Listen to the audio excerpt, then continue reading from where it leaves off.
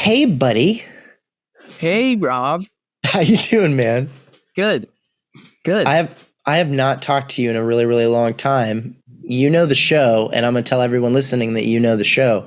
But for Yeah. those who don't know the show, I always give a little context, and you can quickly do visual research on the past guests. But my buddy Johnny Reese here is a class of 2010 drama school graduate, which means I know him very well, more well maybe than many people on the podcast. But I would say still like I would call us like upper middle class acquaintances. Yeah. I was thinking, I was like, how much did I hang out with Rob at school? Right. I didn't like go to a whole lot of the big parties and stuff, which is Right. Like I have so much visual time memory with you of like seeing you and being around you. But then you're what, I have that with quite a few people. And then when I really sit down to like do the show with them, I'm like, do I fucking know anything?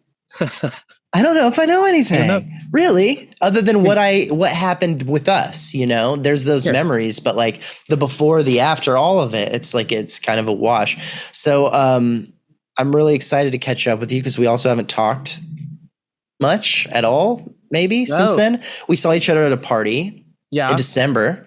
Yeah. And I bullied you into letting me into this podcast. There. Bully is an intense word to use given that I invited you on the podcast. But yeah, bully, well done. I have to tell you, man, we were talking before we started, and if this is true what you say, I have no reason to doubt you.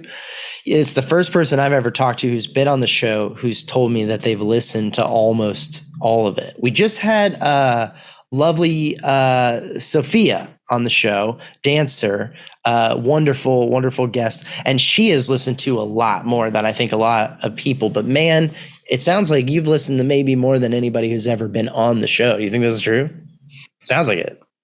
Yeah, maybe. So like my muggle job is I work for a gift giving app. So like I just put things on in the background. And when I knew that I was going to be actually doing the show, I was like, well, I need to know what the show's like. I don't know, because my time at NCSA was interesting. And so I was like, all right, let's be prepared for whatever this talk will be. Right.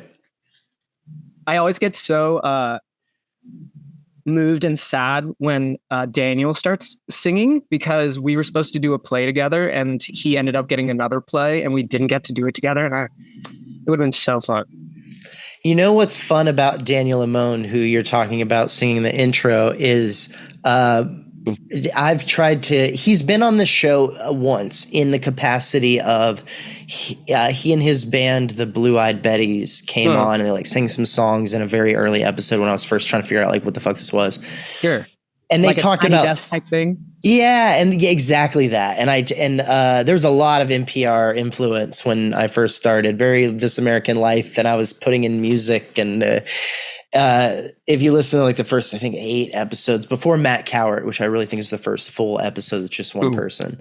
But back when I was doing that, I had the band on and we talked a little bit, but I was always like, and this is 2014, I was like, got to get you on, just you, and I want to talk to you because he's pretty quiet guy at school, you know?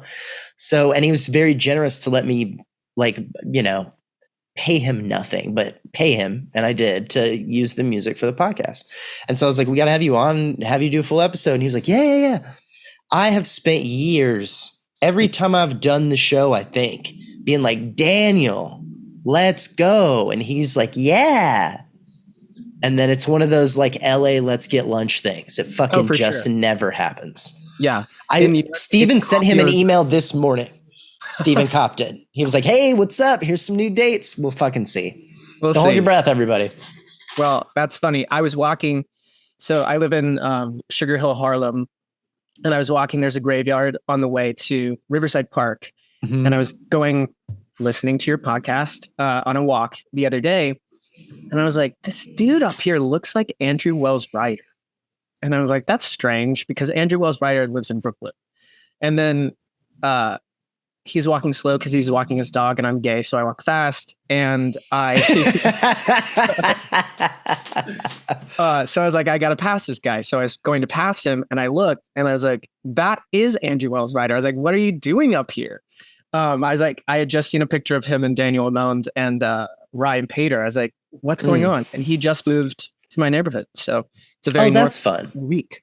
Well, please mention to him that he also needs to be on the show and has not been yet. Would love to talk to Andrew. Let's talk about you. Where are you from? Stock question, Johnny Reese.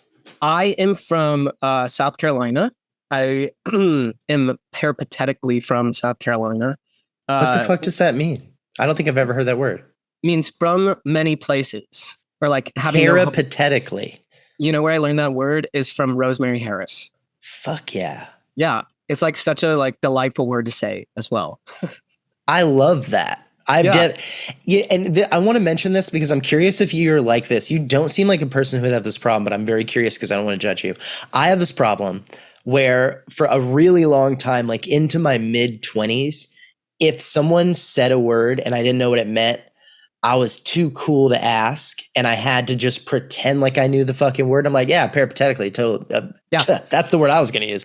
And then somewhere in like, I think it was like really while I was like properly in Gerald's program and just questioning everything. I was like, I don't know what anything means, and I always feel stupid. I just switched into like what I just did, which is like, I'm so sorry to interrupt.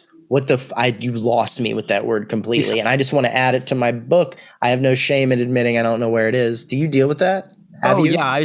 I literally just had a conversation this morning with my friend Anna, who is an amazing person and very well read. And I was like, I just maybe in the last 5 years made a conscious choice to be like, I've never seen that. In a way that I used to be like, I've seen that movie. Oh yeah, of course. Yeah. Mm-hmm.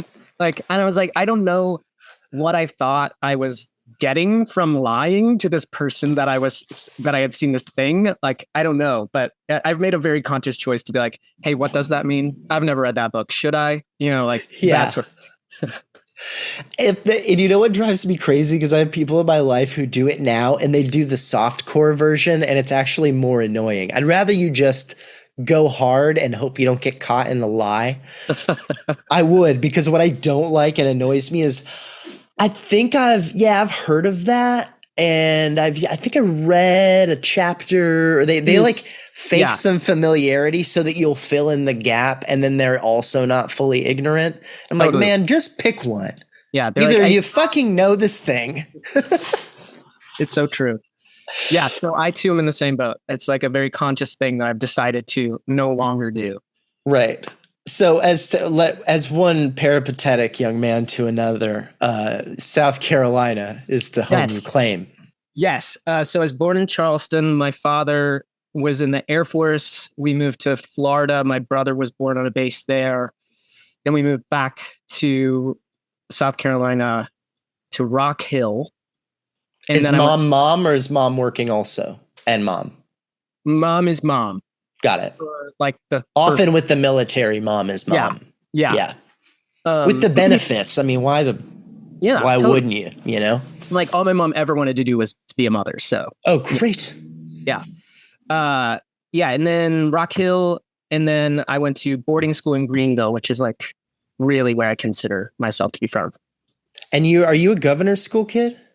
Yeah, I'm a governor's. That's the boarding school. Yeah. Right. That's the one. It's always, we've talked about this so many times, and it's cool because I can take for granted that you've heard me say things already. That's kind of a weird angle of this conversation that I normally don't have. Don't be self-conscious. No. I can kind of take it for granted and I don't have to repeat myself. But for me, that experience is so wild of the high school focus, such a focus on arts at that level. And then you get to like, in Winston-Salem, I think they have like an elementary school that's like arts based. Oh, like no everyone way. in the elementary school. Yeah. Like while we were there, I think I heard about that. And it's like just in that elementary school, they're not taking art this year. It's like they take a lot of stuff, and it's so cool to see more and more of that. And it's curious to me why it seems to live on the East Coast. It's like the New York mentality about education kind of trickled down a little bit, which is literally the case for like School of the Arts. But like, there's kind of this influence of like, just do the arts. Let's let them focus on that. But man, that really cuts off at the Mississippi, dude. I tell you, it's just not so interesting. Anywhere else. I have a friend from Mississippi who I live with, from my classmate from Yale. She went to a governor's school in Mississippi. Son of a bitch. It's so funny. It really does. Yeah. There, I guess. That's the line. Yeah. Wait, but aren't there, like, Jonathan went to, like, what's that place called? Booker T. Washington. Yeah. Is that in Texas? Yeah, it's in Dallas, I think. Yeah. I think the thing that bums me out, though, specifically is that I'm from Austin, really, is where I did like my formative, like end of elementary school all the way through high school, really. A little bit of time in New York City when I was in high school, but most of the time it was all in Texas. In Austin, which is like the blue little artsy, like rock and roll, let's go, live arts. And our best bet that I knew about was public high school was your best, but that's where like the good theater programs were. Yeah. And it wasn't bad, but it wasn't focused. Not really. Not in the way that like School of the Arts high school program is focused and you're doing that stuff at, afternoon or whatever into the evening. Yeah. It just wasn't really the same way. When did you feel like, you have a wonderful and strong charismatic personality that I imagine you did not discover when you were like 17 years old, right? Like when did the sparks start showing up for you that like you got people's attention very easily? I guess pretty early. How did that manifest? So I grew up not only in a very military household, but I grew up in a very conservative Christian household. Those almost never overlap completely. Yeah, and in the woods in South Carolina. So, yeah. And we were very church-going people. We went to church every Wednesday and Sunday. Oof. And double time because we really needed it. But I quickly learned that children's church was a way to get out of getting into like to having to sit through like the real service, like once you were, like 8 or 9. Yeah, dude. Because they had puppet shows and I learned that kids did those puppets. So I was like, I'm going to do the puppets to get out of church and just hang back there and play Pokemon until the kids come down. And so then from there, I did that for Vacation Bible School. And then I did some lady. Oh yeah. Vacation Bible School. That's how I want to spend my summer. The best. Free daycare from the church. That's what that is. School's out, free daycare. Exactly what that was. My family wasn't even particularly religious. Like my grandma was, but my mom and my dad were both raised by religious people and kind of like silently, quietly went off and did their own thing and didn't really impose it. But when they were around, my grandma was, of course, like, we're going to go to the Easter egg hunt at the church. We're going to, and so we would do a lot of stuff there. And Vacation Bible School was free. That was free daycare. And so my family was like, turns out we love Jesus this summer because he's going to watch the kids. So, exactly. It's so true. So I love, what I think is interesting about that too, dude, is like your motivation. And this is so often the case, right? I feel like we as kids, especially into adolescence and teenager, a lot of the skill sets we learn and the things we figure out how to do or the things we become good at, they're not the ones that the adults are trying to give us, do to us. They're actually the ones that we learn in spite of those efforts to circumvent the shit they're trying to teach us. And then we end up learning how to do other shit around it. Does that make sense? Are you following what I'm trying to put together? No, totally. Because you're making me think like the other part of the story was like, I felt more at home at school than I did at home just because of like the way I fit into my family. And so like the relationships I started having with teachers, because they recognized that like I was smart or like a little different and needed a sort of different education because it was still like the 90s and you could do that. Right.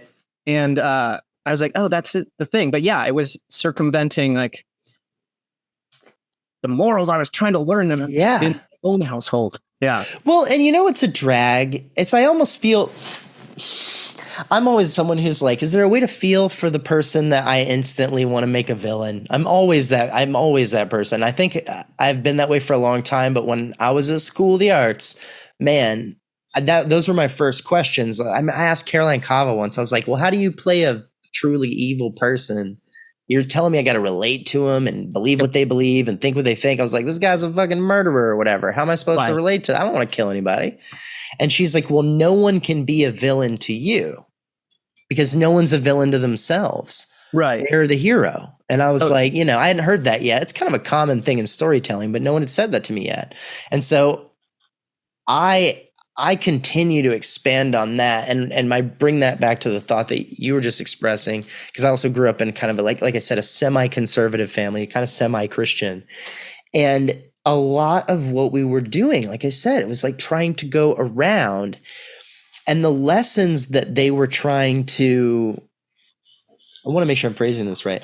The lessons that they were trying to teach, I feel a little bit bad for them, because I'm like, it's kind of tale as old as time that if you try to teach anyone a lesson too hard, they're going to rebel and like do the opposite thing at the very least, just to spite you. Like, that's not new. That's like in the Bible. Like, so how do you not know that that's likely to also, because the Amish seem to get that. That's why they have like Rumspringer. They're like, hey, we can go out, do your thing. If you don't like it, you don't have to come back. It is what it is. We understand that's how it affects people. But a lot of the Southern Christians, like the people that we grew up around, there's a lot of disappointment when you abandon their community or belief system or whatever. And it's like, but you pushed us so hard. What the fuck did you think was going to happen? And then we met other people that were like, oh, you're totally cool you can just be you. That's cool. We're like, what? No, I mean, that's actually like a large thing that I'm working through, because shame is so intrinsic within like a gay experience in that regard. So if you're telling someone their entire life that just how they exist is wrong, right? That like seeps into your pores. It seeps into your skeletal system, your psyche, your like cardiovascular system, your cells. And like to unlearn that has been a very big, interesting process.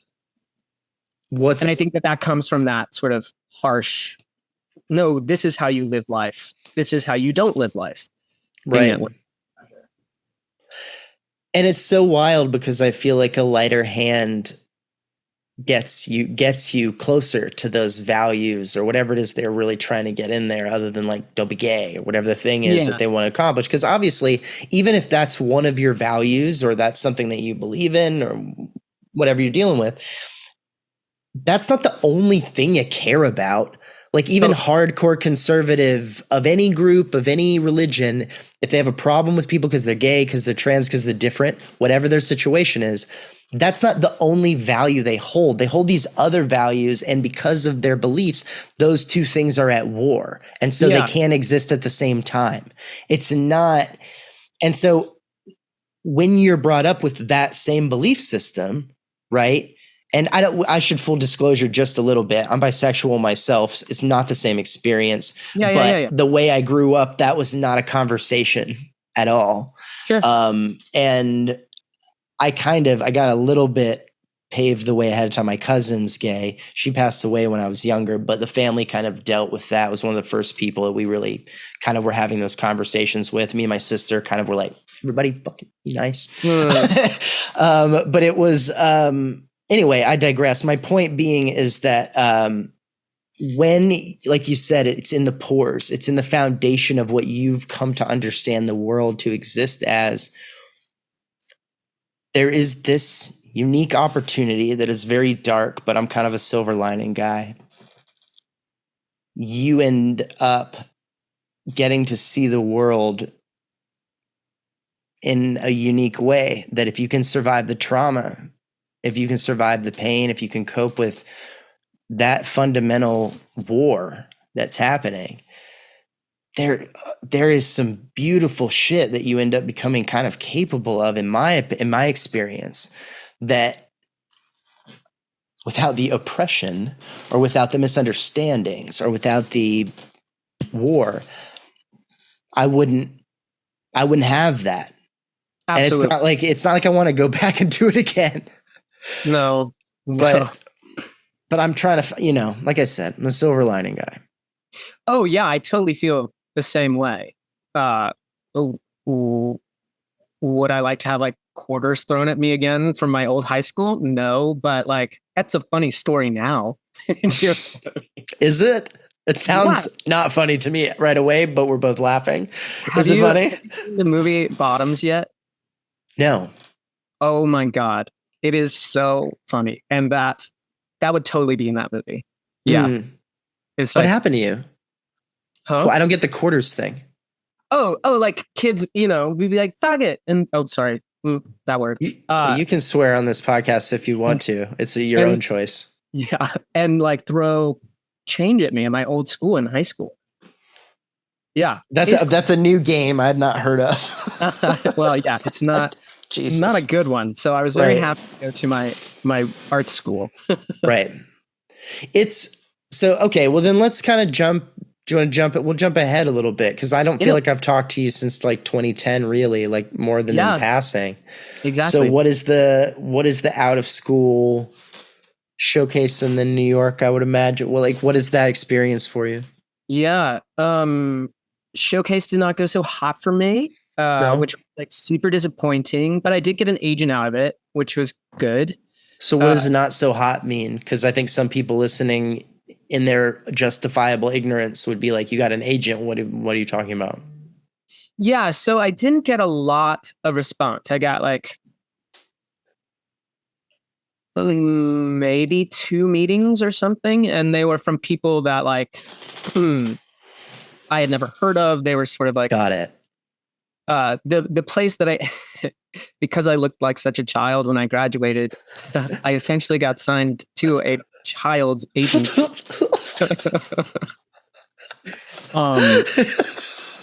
Who really wanted me to be like a musical theater twink. Like that's what they wanted. That was the time that Book of Mormon was in workshops. I looked like a little Mormon. I'm sorry to laugh at you, buddy. It's very funny. It's just like I'm imagining, like, come on. It's like, yes, it's Baby Gap, but you're the biggest kid. No, well, at that time, there's a lot of kids that are smaller than you, John. It's gonna be fine. No, it's true. And at that time, I think I was shopping at Baby Gap and just getting extra because it was cheaper than real Gap. So that's. Is there American Boy dolls? Is that a thing? There were no American Boy dolls, just it's like X-Men and Power Rangers. Right. Yeah, Joe. So I signed with this guy. He's really kooky. It does not go well. Okay. I moved to New York 3 days after graduation with Andrew Jernigan and Matt Jellison. We pack up a U-Haul and drive from North Carolina to New York and have a great time. And then I move in with Molly Cardin and Jared Thompson to Greenpoint, and then book an off-Broadway play that fall at Repertorio Español. So that was pretty lucky. But that was through contacts that I had like known, not through. What is that? It sounds Spanish. Yeah, it's the theater is like a Spanish theater, but do you speak Spanish? I don't speak Spanish. The reason why this play was there is because the producer and the lead actor are Spanish from Madrid. Oh, okay. But this play is called Himmelweg, or Way to Heaven, and it's an amalgamation of the true story. It's so dark. The amalgamation of the true story of 3 different concentration camps, where the commandant, the commandant would make the prisoners pretend that the camps were like working villages, so that when the press came, they would be able to like put out like, hey, no, we're not torturing these people. Look, they have a shop and they're like running around with balloons and it's like totally kosher. Kosher is an interesting choice of words. I feel like, so did you have to play a child, or did you get to play an adult Nazi? No, I played a child, prisoner. Oh, okay. The only Nazi who's in the play was the commandant, who was also Got the man, it. and one of the most Understood. incredible actors I've ever seen. He is Nice. unbelievable. Yeah. That's pretty So good. yeah, I played a kid in the can. So that gets it. What year did you do that? That was like 2010 or that was like a year later? Yeah, that was 2010. Fuck yeah. Yeah. Okay, so then what's after that? What are you doing? Like, I don't Um, even mean professionally. I just mean like oh, what's next for you in that phase of your life? 2011, 2012? yeah, I am learning to become a person, I'd say. Ah, yes, we have heard this before, have we not, listeners? Learning Yeah. to become a person, you yourself might have done this. Yeah. Can you share a bit of your journey with us, Johnny? Well, yeah, I mean, I grew up so sheltered. So New What did York, that mean for you? like I was very naive about a lot of things. So like I didn't even drink a whole lot during college. I mean, I smoked a lot of pot, but I didn't Sure. drink. So like I had never seen like people like stumbling down the street. And I was from like the woods of South The Carolina. So woods. you see a lot of the same type of people. And then to go to New York, and I was living in like a Polish neighborhood. I was living in Greenpoint. My landlords downstairs were Polish. They had this son who was like in and out of jail, and he would like sell drugs, and they're like, don't give him rent money, please just give it straight to us. Sure, like of course. things that I had never ever experienced before, but I was just like, this is amazing. I was like, felt like he was living. yeah, I was seeing like life for the first time. Yeah, not dude. like homogenized sort of we made all these houses the same because it was cheaper. Exactly. Which model do you have? 1 through 4? Shit, you have 4. Not with the balcony. No. Damn, you sound like one of them 2-story ass neighborhoods. Yeah. It's so true. Yeah, I started working at a restaurant with Matt Jellison on the Upper West Side. And then we proceeded to get all of our friends hired. And we played restaurant together. It was like this mom and pop shop. It's called Fred's. It has pictures of like dogs on the wall. Everyone will bring the dogs. It's like a place where like they called it like the Cheers bar. You came in and everyone knew your name, that sort of thing. And we just had the best time working there. And we would go out afterwards, and I don't know, I just started becoming a person. I think that's the best way to describe it. Because I also started, I've always had a pretty strong point of view, but I started experiencing things where I could be like, oh, you know what? I don't need that one anymore. That's way better. And oh, I'm seeing art for the first time in a way that I've never seen. I started seeing a play a week in 2010 or 2011.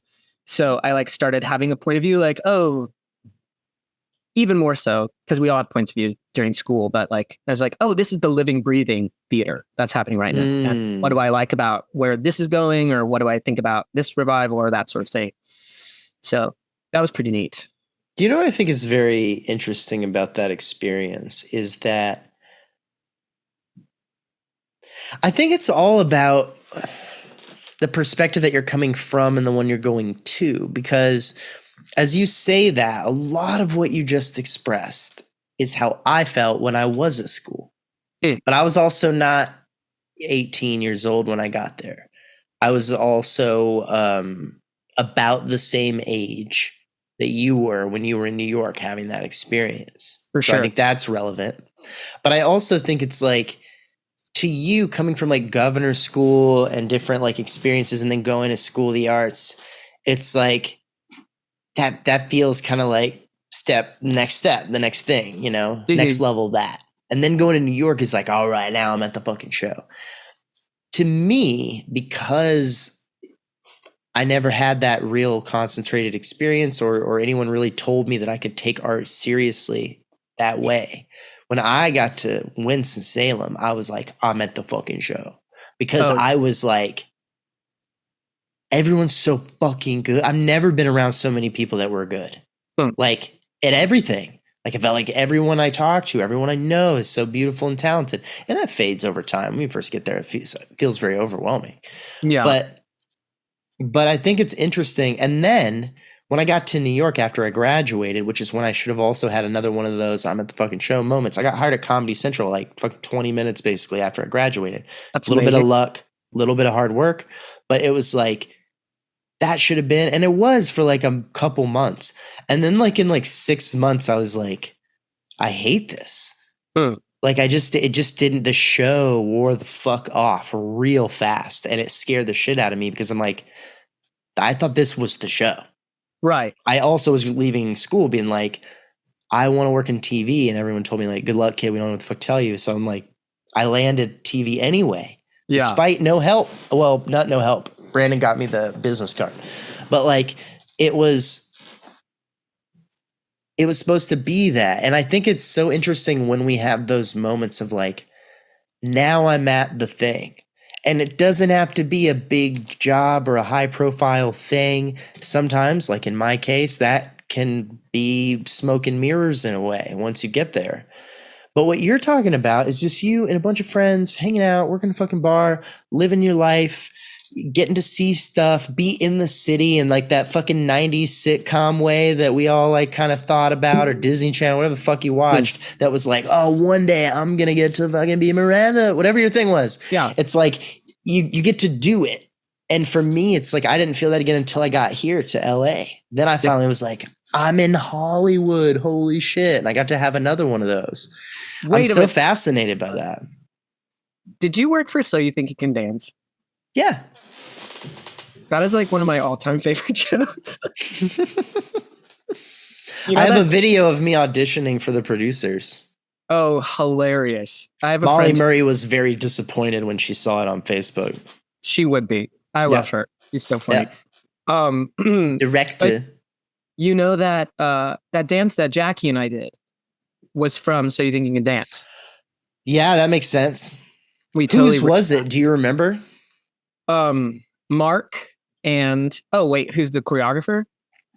Yeah, like who was the choreographer or who were the dancers that you were copying their shit? I might know them now. The choreographers were Tabitha and Napoleon. I met them. Nappy Taps, yep. Yeah, I met them. Mark was the guy, and I can't remember the girl's name. Did they go on to like win or do well or anything? They went on to do pretty well, and they come back as inside baseball. Yeah, but yeah, that's super funny. There's a bunch of those things that kind of came full circle for me, just like in working on stuff, because I ended up in this niche genre that I've never participated in at all before I was getting paid to. Just like reality in general was never my thing. And I've been transparent about, I judged the shit out of people who liked it. I watched The Simple Life with Paris and Nicole. I watched that live, like with my mom. Every week I watched the shit out of that. I lived in New York City when it was on. Yes, everyone needs to go back and revisit that series. It is hilarious, and like I can't believe it was on TV. It is one of the best reality things I've ever seen, and it really plays more almost plays like Candid Camera. It's so unscripted, and actually like they just let these get. So we're talking a little reality trash, which I don't get to do very often, so I'm going to do it for a second. But if you haven't seen this, folks, we're talking early 2000s, Paris Hilton and Nicole Richie doing regular jobs. That was the whole premise of the show. They just had to get a fucking job, any job. And they work at like a convenience store, a gas station, or like the movies, whatever stupid thing. They tour around the country in a like RV. It is so funny. So dumb. And it literally is just like, let these girls loose in what would be anyone else's regular life. Yeah. And they can't, period. I remember it was pretty watchable. I did watch that with my mom. I tend to not like reality as well, but I like them if it's like a competition sort of thing. And I especially like, that's what I got into. That was my genre for a long time before I started the job I have now. Yeah, I haven't thought about The Simple Life in such a long time. That is so funny. I remember it was a good one. They were at like a microchip factory or something, and there was this big sort of like, I don't know, you walk into this computer and it was like all like beeps and flashing lights, and they're like, you know what? This would be such a great club. So they move these stanchions and they like put a like velvet rope outside of it and they try to make a club for the workers. And Nicole Richie's like in the background. It is so stupid and so dumb. And you know what? It's interesting because I remember this is like and I don't know if I've told this story on the podcast before. Maybe I just told somebody, but it's definitely like a school memory, and I don't talk about it very often. But this is it's such a full circle weird thing for me. I remember freshman year, maybe. So you might have been still at school. It might have actually been during Two Gentlemen of Verona, the rock opera, which is one of my favorite things ever, actually. Unironically one of my favorite things ever. It was fucking awesome. It was pretty fun to do. I was a follow spot on that. I don't know if you know, but I was like still in DMP. And so I was literally like pointing lights at you guys through that whole run. I watched it every night and I never got tired of it. Wiley and I sang that songs from that shit for years. Because it was so like weirdly bad, but you guys were so good. It was like, this is what you do. You take mega talent and a like weird dog shit script, including like the brilliance of like Matt and the people who fixed the music and made it good. And it was like, and no one recorded it, which is crazy because we literally made it into a new thing. Anyway, very inside. No one recorded it. Not in like not the way it should have been recorded. Oh, okay. Yeah. Like it should have been like recorded studio style, like the music that they arranged and changed and shit. It was amazing. Oh, God, I love like on that show. They so dope. Anyway, Anyway, during that show, we were doing the show. We all ended up at a party or at a house or something, and everybody was watching Jersey Shore. And I remember like wandering into the room and seeing everybody watching the show, and I was like, man, I respect a lot of these people. This sucks. I don't think I thought less of everybody in that room, and I was like, I don't know if you're just kissing ass because there's someone older than you in here who likes it too, but this is stupid. And I thought these were real artists, and I got all up in my ass about it. I was like, y'all are stupid, and I left. And I this is my whole life. This is my living. Put my wife through grad school with that genre of TV. Amazing. I did some PA work when I first moved to the city, and I like worked on the Justin Bieber documentary. I like unscripted PA work is great. That's why I tell people like, fuck the bartending thing unless you can get a cheers. Obviously, if you can be Sam Malone, don't pass it up. But like, if you can, I tell everybody, I'm like, get on a set. There's so many jobs on a set, and at least you get to be on a set and you learn some more shit. And then when you're around any camera for the rest of your life, you got a little bit more perspective. You get a little bit more lay of the land. You're on call sheets, paying attention to how shit is made. It just makes more sense to me than like service stuff. No, yeah. I mean, I get that, but I mean, the world's different now, but then like you had to be available for an audition in person, like around Manhattan, wherever it is. So if you're on set, it's not as flexible. So like the restaurant job, I think why people do it is because generally it doesn't start until the evening and then it's flexible as fuck. So right. Yeah. And I think it's a good thing to do while you're actively hustling auditions, and that's what you're doing. But it depends on your situation too. This is a thing my wife and I talk about all the time because she comes from money and I don't. And she comes from a group of like a community of people. She's from Calabasas. So she's like, yeah. So, and she's not, she always says, she's the 1-story house on the in the street. And I'm like, it's fucking Calabasas. Get out of here. And so, anyway, but we talk often about like, there's all these industries and hobbies and things that when you're a kid, you're like, that's cool. I want to do that. And nobody is super clear to you about which ones specific, because they don't know, specifically are for rich people to do. Like the theater. Yeah. Like, unless you have some kind of bankroll or trust fund, spending all your time trying to make a full living in the theater is possible, but incredibly difficult. And to tell anyone otherwise is just lying to them. It's crazy. Well, I mean, it's it's especially hard right now. Like, so I teach at the 5-week summer program at Yale during the summer, and fuck yeah, dude, that's cool. Thanks, man. I have a great time. It always like inspires me. But this year, we always have a Q&A with them, like auditioning for grad schools, what it's like to get an agent or a manager, like sort of like because the student body is like the youngest one is a junior, and sometimes the oldest one, like this summer, we had like a 45-year-old nurse. So it's like wide range. All over Uh, the place. Yeah. and this summer we were like, an agent will not hire you. They will not sign you. Sorry. The strike is going on. Right. All of the regional theaters are like truncating their seasons. They're doing co-productions. We just had like 4 theaters shut down or go dark for a season. It's just like, it's a weird time, especially to be a theater artist, to say, if you're yeah, exactly. And like we just had a friend of ours like win Miss Colorado. And Cool. congratulations. Yeah, it's great. I knew a girl who went to School of the Arts who was like Miss Teen Georgia. And I think after School of the Arts, she became Miss Georgia. And I've met a lot of pageant Jasmine people. was Miss Kentucky. Yeah, I think so. Either way, I've known a lot of pageant people. My family used to make like pageant dresses and stuff. So I've been around the shit my whole life. Sure. And it is just expensive. It takes a lot of time. It's really hard, and it costs you way more than you'll ever make unless you find a really clever way to pivot it into something else. Kind of like reality TV. If you can find a way to become a mega franchise, Real Housewife, which first of all, they're already rich. That's the premise of the show.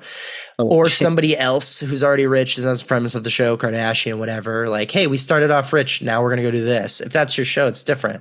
But for reality shows about like regular people, even the ones like on the dance show, So You Think You Could Dance, there are people right now who are on that show who made it all the way to like 3rd or 4th or 2nd or even 1st, and they have a regular job. That didn't solve anything for them. That didn't like change their life in any other way than like for a little while, like for a few minutes, unless they found a way to pivot it into something else. And so it's like there's all of these jobs that like if you can find a way to swing it, it can happen. But other ones that like are just adjacent to that, right next to it, that you can still be in the thing and do your thing you like, but you could live on it. And production is like one of those things. Why I always kind of hawk it. It was like, especially with my theater background, I felt underqualified for it, but it turns out I wasn't. Yeah, no, it's all the same skill sets. Well, they don't give a shit. I wish it was that. I wish it was like, oh, you've done that, so fucking totally. And people told me that's what the fuck was going to happen.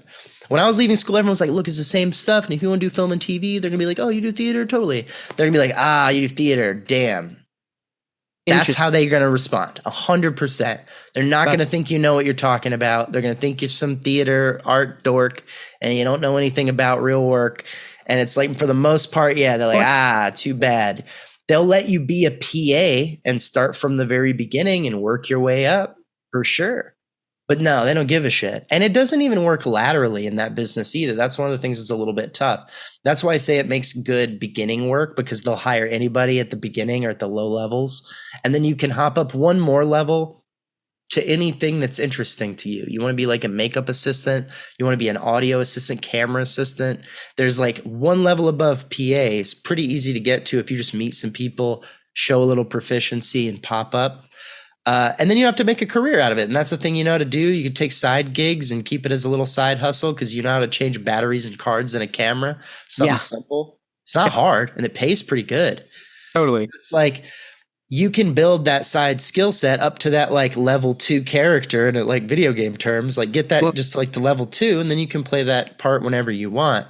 But it's tougher when you get higher up because like, for instance, when I got to field producing, the lateral movement's not a thing. And this happens all the time too. I've noticed in the corporate world, which is like, for instance, one time I was between jobs and I've been working on a lot of dance shows. Like we talked about Dancing with Stars, So You Think You Could Dance, and then other competition reality. And so I tried to go out for a cooking competition shows, like a billion of them. It was in the boom of that.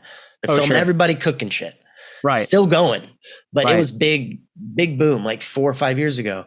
And I tried to go out for one of those and they were like, must have competition cooking experience. And I was like, that's so many people, that's so specific. And I was like, is it really that different when I get someone on camera and I'm like, tell me about making the cha-cha versus making the fucking flan. Like, who gives a shit? It's the same thing. Was it hard? What was the struggle? Like, it's all the same. Absolutely. But they don't think of it that way. Most people hiring, I think, almost in any field, they're like, man, I just want someone who's done something like it before. They don't believe people can be taught things as more openly as like they tell us when we're young artists, in my opinion. I think that that's actually like really constricted in our lifetime too. I think it was more actually probable that people could you think that advice comes from a time when it was true? Yeah, I think the way that we've moved forward with capitalism and social media, everything just one wants to like the thing that they get. Like if you look at casting, like people want to cast the person there. You don't see like a whole lot of actors who get to do a Denzel or get to do a Leo DiCaprio and play all these varied roles. They're sort of like what they present as. Right. Let's see how many times we can get that out of you. Yeah. And then you'll be done. Totally. Yeah, that's kind of a drag. But it's, you know what I was talking to somebody recently about this too, in that, you know, I've been making TV shows for say 5 or 6 years, and almost all the TV shows I've worked on have been for like, you know, major networks, either like proper networks or cable. And when you make, this is another thing that no one fucking talks about when you make theater. And I don't know how much this happens in professional theater because I never had a career in professional theater. So maybe you can enlighten me if this dynamic exists in the same way. The network hires a production company to make a TV show. Okay. That is how it works everywhere. Comedy Central only has so many creative people working there in this business model. So what they do is they hire Johnny Reese Entertainment, and Johnny Reese produces it by hiring all the creative team, all the people who write the show, figure out how to shoot it, all the details. They've agreed on what the show's going to be, but how to make that happen, that's not what Comedy Central does. So luckily they have Johnny Reese Entertainment on tap. They call him. He hires everybody from the writers to the directors to everybody. He's the producer. And then we turn in a show to the network. And the network goes, okay, we like a lot of this, but we have a shitload of things we don't like, and you need to change all of them. There's now a political conversation that has to happen between the executive producer, showrunner, you, who works for the entertainment company that you may own, hopefully, and the network. And you guys have to negotiate what the show ends up being in order to like get it down to time and make the censors and not piss off the advertisers. And that whole conversation has to happen. So the thing is that the whole reason the network hired the production company is because they need their creative input. They're the writers in the WGA kind of conversation, right? Right. You need us. Because you couldn't come up with it by yourself. That's the whole point. And that's why you don't really staff us to really work at your place all the time. You hire us over here. Mm-hmm. So you need our creative energy. But yet then you give us creative notes on what's happening because you're buying a thing from us and we're making it for you. You ordered a chair, we're making it to your specs. Right. But now you have notes. So, okay, we take the notes. But fundamentally, you're not creative enough to have made the show on your own. So yet you have this weird political situation where you're a non-creative person giving creative notes to creative people, trying to tell them how to do the thing that you couldn't do without them in the first place. Yeah. And so you end up on the ground like, how do we solve this stupid problem where they want him to wear a hat in scene 5 for no reason? Right. Does that exist in the theater, that dynamic, any version of that? Yeah, I think with the like big money producers for sure. Like Broadway plays are working that way probably, right? Commercial theater, yeah. And then, I mean, some in the not-for-profit that I'm trying to develop a sort of production company in the way that you are describing that for theater. Like, I have a stable of like artists, and like this is something that I've been working on for like a year and a half right now because... That's a fucking great idea, man. Thanks. We'll see. Nobody steal it. Hey, Thursday, September 7th, 2023, timestamp. Take his idea and I'll hunt you down. Yeah, so like I realized that like I want to be like an actor, artistic director, sort of like a, Kenneth Branagh does this. He has his own company and he just like hires his people and he directs and, now he's doing like Marvel and shit. But and it happens in Hollywood all the time. Yeah. It's people start their production companies, but it's not very Judd Apatow. Yeah. So but why it's not as common in theaters because there is no return on the investment. Right. So it's like, it's way harder to raise money and keep a thing afloat. So that's been this sort of game we've been playing as we pitch this idea to people. What is your opinion on the idea of the commerciability, if that's a word, of fucking theater as far as the return? Like, there's got to be a way to maximize what is fundamentally requires a limited audience. The reason film and television doesn't have this problem is because the audience is unlimited. You just keep showing it to new people over and over and over and over again.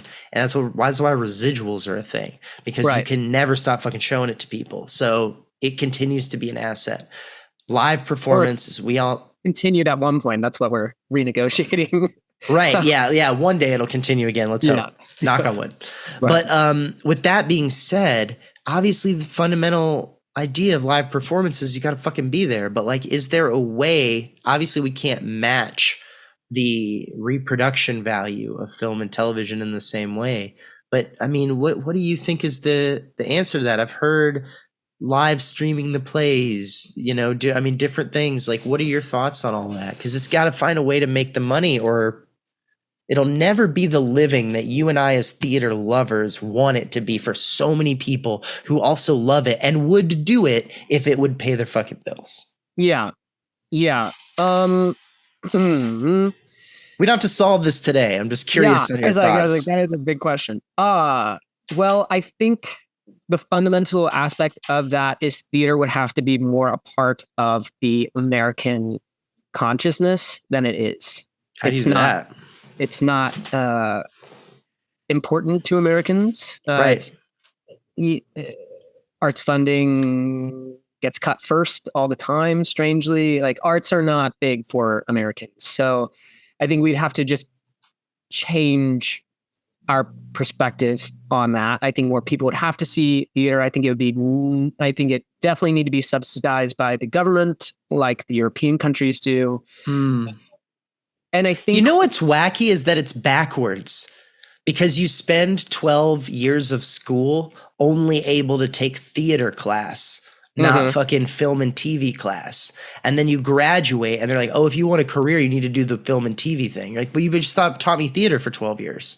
Oh, that's and now you're telling me it's not a good. Why would it be an elective this whole fucking time if I can't use it to do this? And I'm like, careful, buddy. We let you be in Beauty and the Beast, so now you need to go be on The Office. And it's like, what? It doesn't make any sense. I mean, this is a whole other can of worms, but I think acting training fundamentally needs to change because right now, conservatory training, for the most part, I mean, they're starting to change it now, is based on the repertory company model, which hasn't existed since the late 80s, early 90s. So to continue to train people in this way as though they're going to move into this career is unethical because it doesn't exist. Right.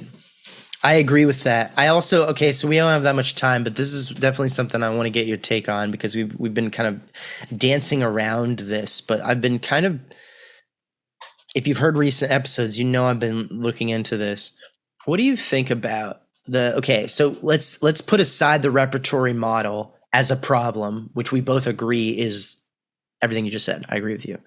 Put aside that model and imagine a conservatory program that is based on today's economy for artists, but is also at the intensity level in artistry, skill set building, and maturity of content that it can and has been in the places where it's worked well. They put it that way. If all that could get ironed out and it could be a solid program that's really good for artists who want to get great, Do you think 18 is too young to go to that program? The one I just described. I don't think that anyone should go to a BFA conservatory. This is my new opinion. I think if you want to do it, like go at 22, I think in the way that you're sort of alluding to, live some life, go to a liberal arts school that like allows you to dabble in a lot of things, read books, create a perspective. And then if you still want to do it, then go to said conservatory. You think so? Yes, 18 is too young for that kind of work. Yeah, and I even think that like, so I went to grad school and I started Yale at 28, and even I really wanted to go to Juilliard, and the universe took care of me by not letting me into Juilliard because the kids or the adults who came straight out of college, like into the program at Yale, I was like, what are you doing? Like, live some life. Like, what is your perspective? This is like, it's not just school. So if I had gone to Juilliard and gone with 18-year-olds, which is what they do, they mix their classes between grad and undergrad. I know that I would have been like out of my mind. But I do think, I think 18 is too young because you also need to have lived some life to go to an acting school. Do you have anything else on that? That's a very interesting sentence to me. Yeah, well, like I think about like Sconey's class, for instance. If I were able to take Sconey's class now, it would be such a different experience because I've seen like people walking down the street with like bags on their back and hunched. Like now you're like, drawing from more experience when you get in that space to create. It's almost like you have more colors in your palette. Absolutely. Not only because you've like seen more, but you've also experienced more as a person. So fuck yeah, dude. Yeah. I think you're 100% right. And it's weird because it sounds like I made a podcast about a school I'm slowly building a rival to. And that's not the point of what I'm saying, because I'm just trying to envision an education for me when I was a kid and on the trajectory I was on of regular school not working out and needing something different that really applied the best parts of me and said, like, you know, these things maybe aren't strong skill sets for you. Instead of condemning you for that or blaming you for that, you're good at all this other stuff. And it sounds weird, but it's like, I'm gonna put it very basely. And this is, I'm just like boil it down to what I feel like applies to me the most. I spent 12 years in school and not one teacher told me that being funny was valuable. And that's fucking dumb. It's one of the best things about me. It's one of the things I've worked the hardest on. I spent my whole life studying it, working on craft in like literal ways and just practical ways. And it's like a quality as a human person on earth in American society that I have. You look at my stat chart on D&D, that's a fucking 10. Yeah. And no one ever was like, there you go, dude. Thank you for being a part of America and having a skill set. It was, why aren't your grades high enough in chemistry and math and reading? Was it ever school's fucking dumb? Did you ever get like in trouble for it? For what part? For being funny.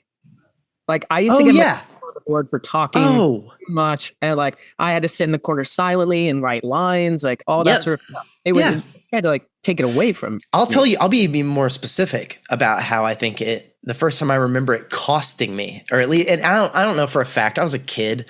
I put a lot of this together later.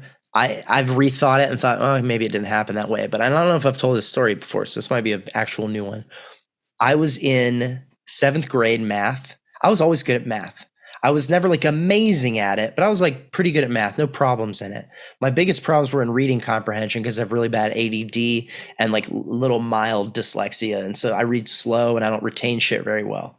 You taught me a word in this thing, but now I don't remember what it is, but it's the dyslexia for numbers.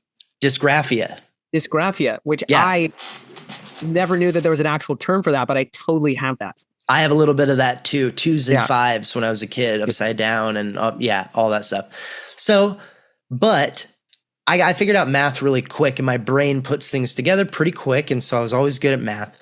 But in 6th grade, we had regular math. 7th grade, we had regular math. And in 7th grade regular math, there was a part of the year where you could take a test to see whether or not you could start algebra in 8th grade and get ahead of the overall algebra, geometry, algebra 2 thing you got to do. Mm-hmm. And you could start it early. Or would you have to take math 8, regular math, and then start algebra when you're in 9th grade because you weren't ready, thus putting you behind other people. Remember. Yeah. Yeah. And one day, half the class was gone. And me and my buddy Bert sat next to each other. And we cut up like crazy and we kind of tortured the teacher and gave her a lot of shit. She was mean. And so we were sarcastic with her and kind of talked shit. We're always fucking class up, which to be fair. But one day half the class is missing. And me and Bert are like, where the fuck is everybody else? And they're like, is there sick? Or is there an assembly? Where are we going? What's going on? And she was like, no, they're taking the algebra test. And we're like, what's the algebra test? And they didn't tell us. It wasn't like and it's so everyone's entitled to take it. It was like our behavior. It's like we weren't adults enough to even take the test. And I was like, this is about aptitude, not how much you fucking like us. Yeah. And I remember being so pissed when I found out.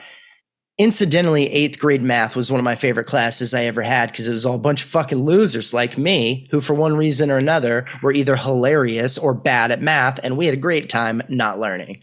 Yeah. But it was like the beginning of what would later be like more and more holding me back for one reason or another.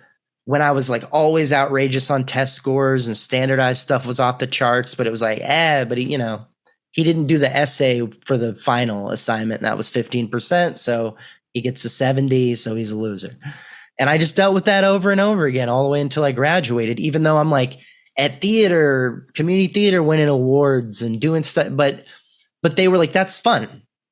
That's like a fun thing you go do. No one was like, here's how to do it. My family didn't know how to help their mechanics and shit. And like you're in the Air Force, with your focus. So it's like, they don't know how to be like, here's exactly what to do with it. And that's not their fault.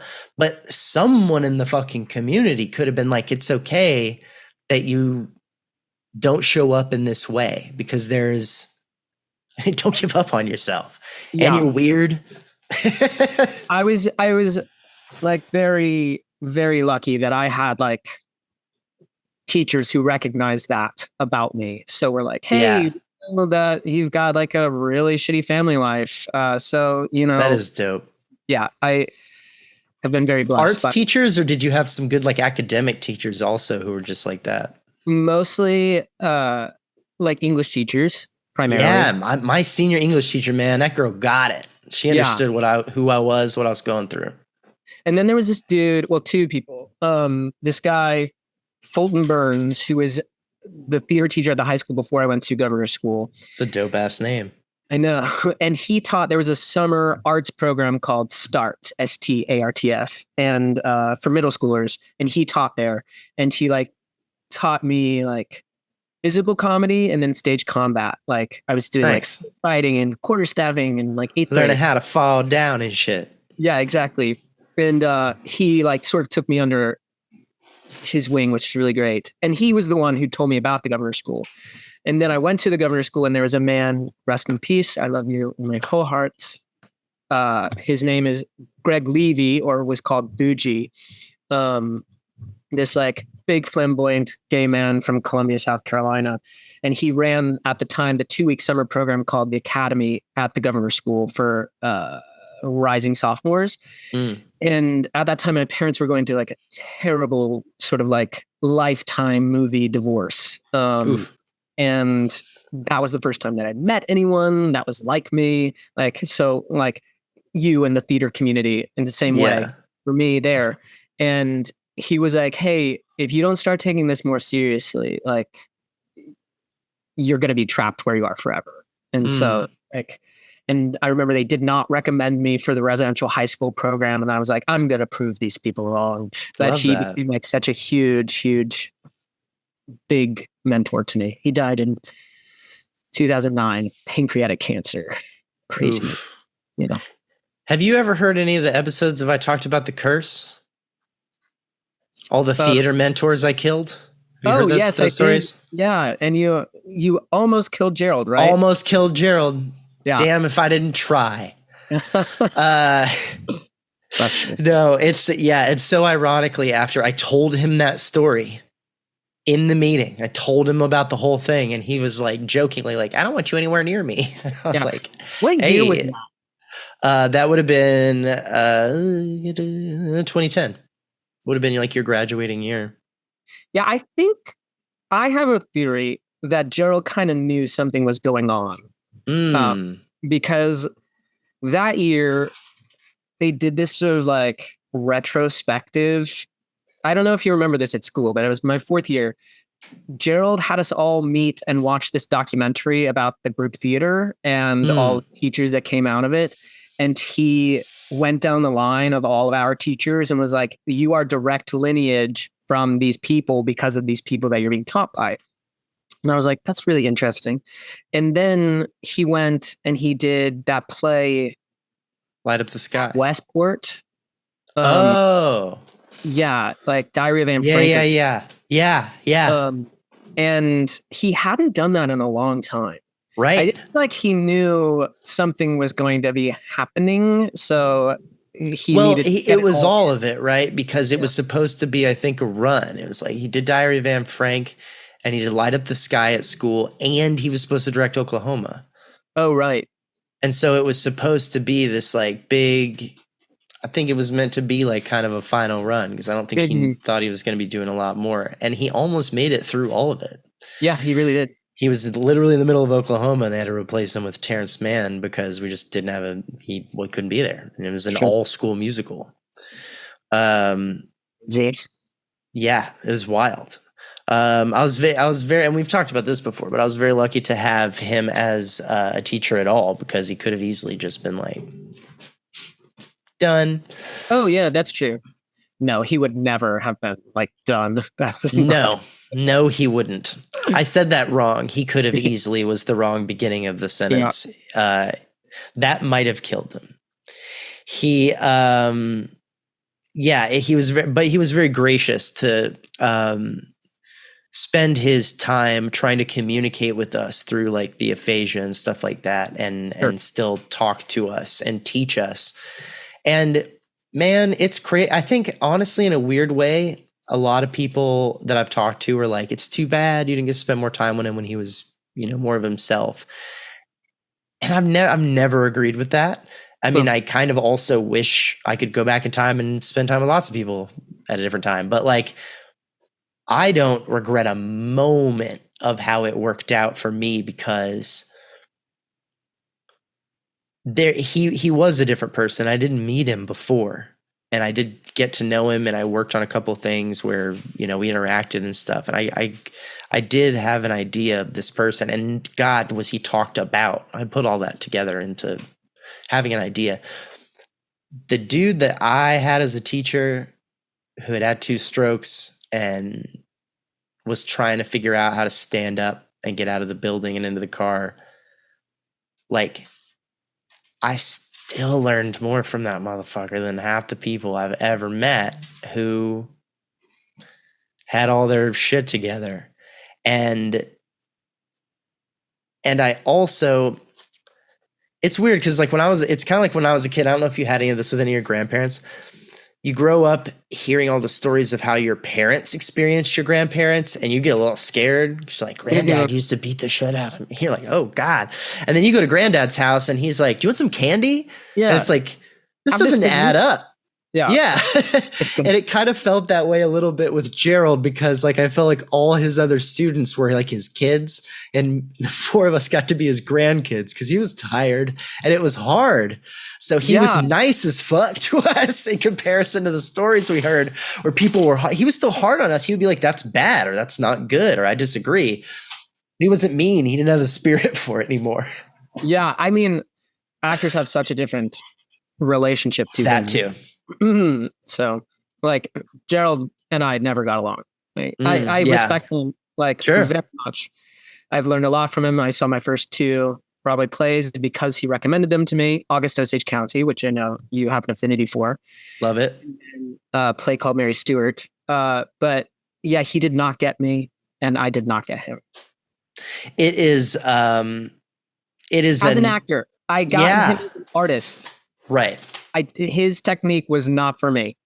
You know what I've found in general in talking to people who've been his students as actors, you've heard a lot of this.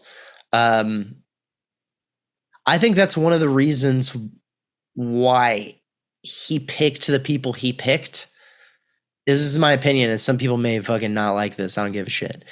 I think he picked a lot of the people he picked as like acting teachers and staff, because I don't think his assessment of people off the bat or even over time was always that great. Yeah. I have talked to countless people. It's not, and I want people to know it's not, you're not alone in that. You're not like the one enigma he couldn't crack. He couldn't figure out a lot of fucking people. Wow. He couldn't figure out if they were directors, if they were actors, what kinds of type and role. Again, this is because he's old as shit and he was thinking like it was the 80s still. Totally. It was a lot of blind spots that aren't his fault and some that are. And like the things he brought to the table, dude, why the fuck do you think he was the dean of the school and he didn't go pick everybody? Well, that's for part 20 of it. years he sent the Bobs because he knows it's not what the fuck he does. Right. But I mean, I'm also like thankful for him because of the tribe of artists that he carries around. Right. With him. So like that's his strength. Yeah. So like where I really have learned a lot from him. Whenever I go to the library to watch a taped Broadway production, there's a reason for viewing. And I always say Gerald Freeman's acting class as a way to like honor him. But I love that. He and I never got along, and he never got me as an actor. But like Laura Henry really fucking did, and Laura Henry's on act, and Ashley Gates is like my big sister. Like Michelle Shea is like in my life. But these are people you carried around, and that's what I respected about him.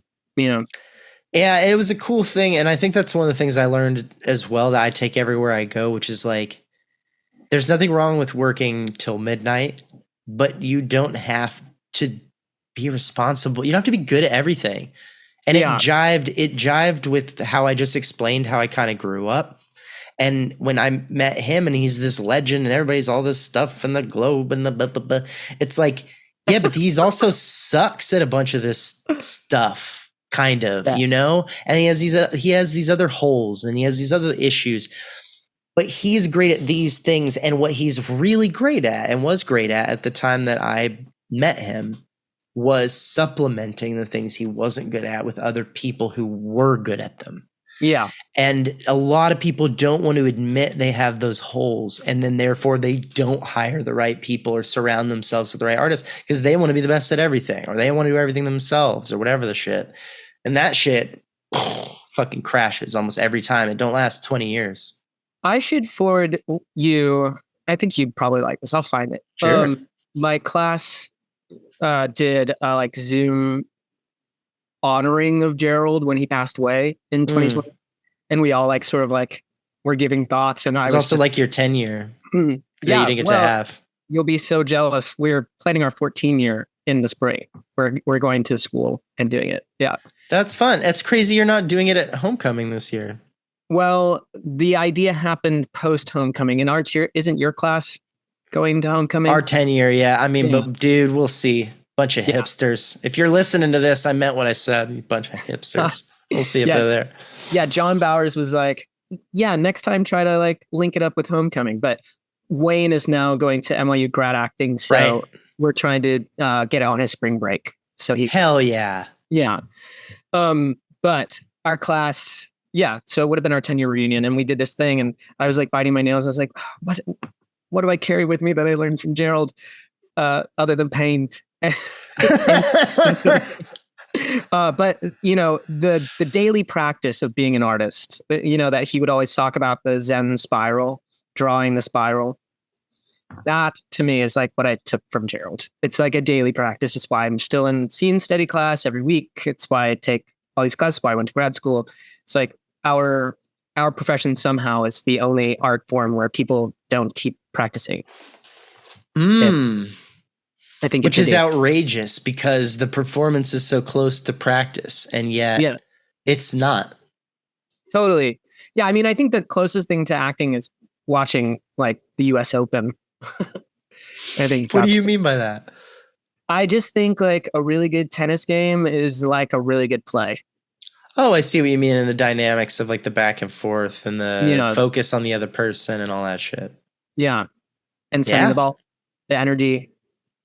And you have to be in like the flow. You can't be thinking about what you're doing. You have to just like listen and respond. That's what I think. One distraction and all of a sudden you suck. Yeah. Exactly. The Djokovic's thinking, he's like, Alcaraz, no. Oh. I'm really glad I got to talk to you today, man. This was super fun. I know. What a surprising like spiral that we went through. That's so funny. Hey, that's how it goes, right? How do you feel given that you were so prepared more than anyone for this conversation? Do you feel like that was helpful? How did it go? Review yourself.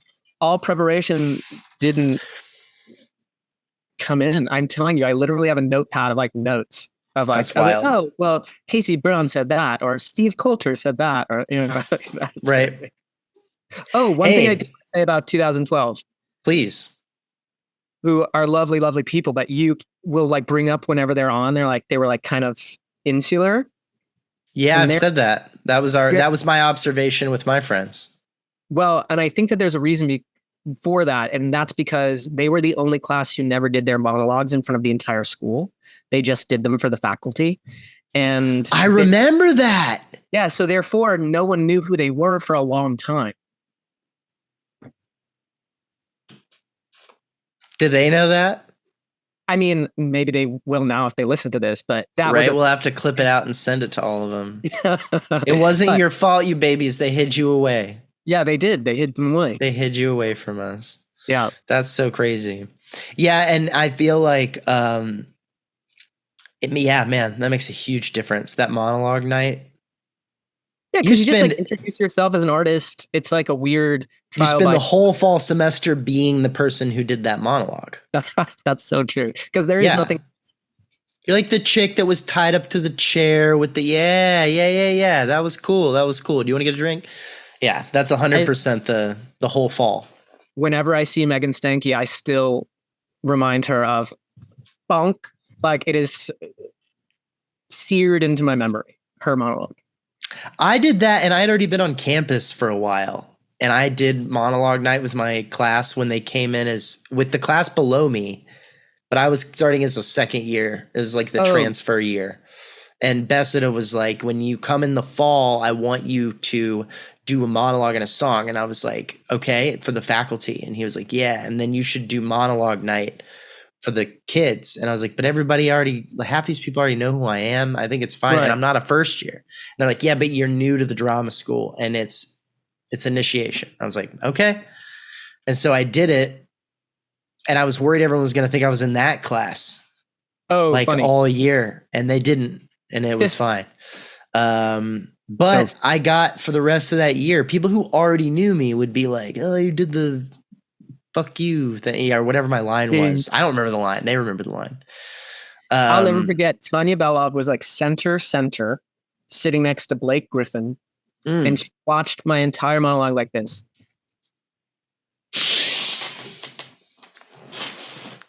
And I was so nervous because it was like where sort of like I had put my like point of focus was like kind of in between them. And I was like, eventually Tanya and I became very good friends. I love Tanya. I talked to her on the phone all the time. And she was like, baby, I was so shocked. You look like little Blake. I could not believe. I was like, we don't look at all alike, but okay. They saw something. Yeah. So funny.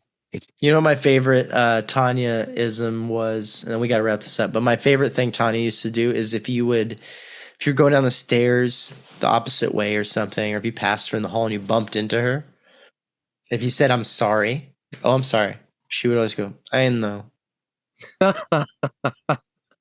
Not it's okay, not me too, none of that. I know you are. She's the best. We have to do this thing at Yale called the Interview Project, where it's like a verbatim thing. And I knew the whole time I was going to do her. So I went to North Carolina and did like a 2.5-hour interview with her. And then you take it and you make it into a 15-minute solo piece and you become them. Amazing. And I had fun time. Yeah. It's the most beautiful awesome thing. Yeah. I can't believe I'm going to try to hit as many people as I can this fall when I go to North Carolina, but I can't believe I haven't had her on the show. Oh, you've got to.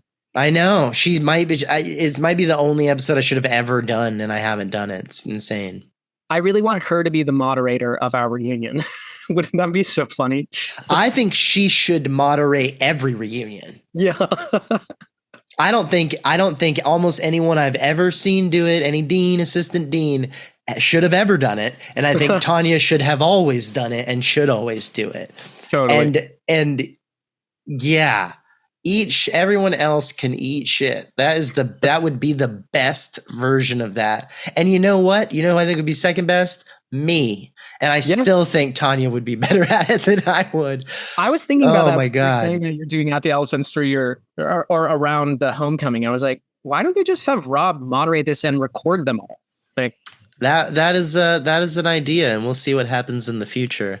I don't think it's going to be the last homecoming I go to. It's a coincidence that this official homecoming is happening the same year as my 10-year graduation. But yeah, no, it's something I always want to be a part of. And like I said, I'm always trying. The point of this podcast a little bit is to try to figure out like what is the appropriate and most efficient way to educate young people. Like why? Oh, yeah. Why the fuck are we doing it the way we're doing it? Should we be? Is there a better way? And that goes into all sorts of avenues. Some of them are out of my wheelhouse and it's not even my business to talk about because I don't know anything about it. But some of them are. And some of them, especially about like this experience we keep talking about of like right out of high school and this kind of, I don't know. And maybe we're getting less mature as a group of people. And so 18-year-olds in some universe were ready for some of this stuff in 1975, but like 18-year-olds now, man, they're not ready for some of this exploration, some of this analysis of what they've been through. Some of them need some goddamn therapy before they go there, because it's like, yo, shit's going to get rocked, and it's already shaky. Something might get damaged permanently over here, and it's like that's not enough credit given to that, and that's unethical.